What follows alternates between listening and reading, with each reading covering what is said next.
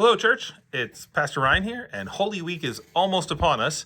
And I thought that maybe I should remind us why we do what we do during Holy Week. In case you've forgotten, in Romans chapter 12, Paul urges the church. He says, "Do not be conformed by the pattern of this world, but be transformed by the renewing of your mind." And we have learned that we renew our minds by embracing different practices, by having different patterns. And so this week, Holy Week, we have different patterns. We have additional services. And what we're doing is we are actually telling time differently. Now, we believe that Christians should be creating our own culture. We might be in the world, but we are not of the world.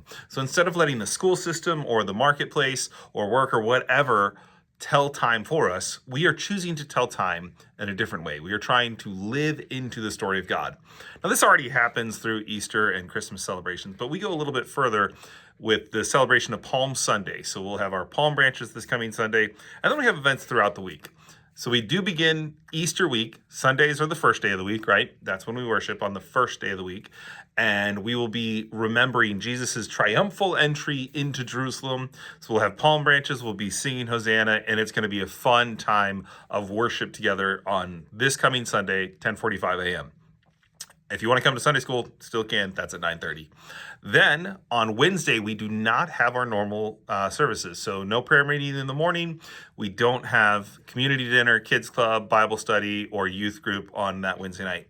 Youth are having a parent meeting. So parents of teenagers, you want to be here for that. But then Thursday, we get back into the practices. We have our Maundy Thursday service. Now, Maundy Thursday, the name Maundy comes from the Latin word for mandate.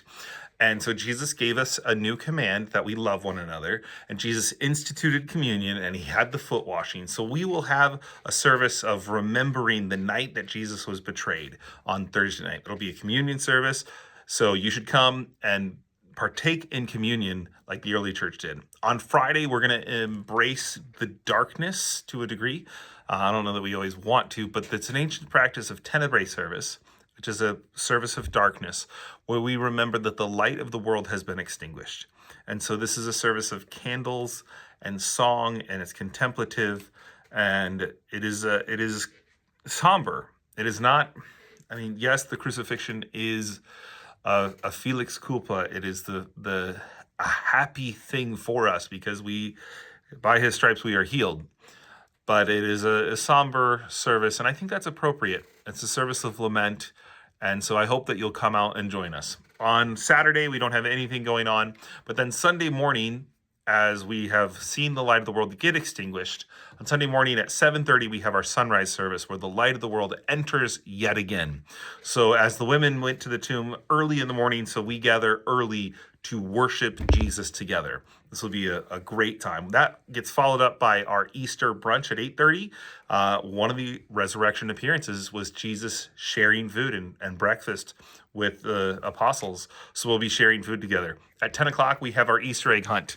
And while they went looking for the living among the dead and should not have, our children will be looking for Easter eggs. Not quite the same thing, but it is a lot of fun.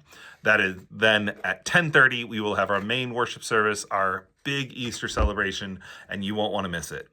It is appropriate for all those who follow our resurrected Lord to gather and worship on this 8th day of the week. Yes, the church is called Easter, the 8th day of the week. Jesus was resurrected on the first day of the week because he is the firstborn of the new creation. He is the Alpha and the Omega, right? The beginning and the end, the Lord of the resurrection. And so we gather on Easter. If he had not been resurrected, then nothing else really matters. But Jesus has conquered the grave, and we get to celebrate that together. So I hope to see you this Easter Sunday. God bless and take care.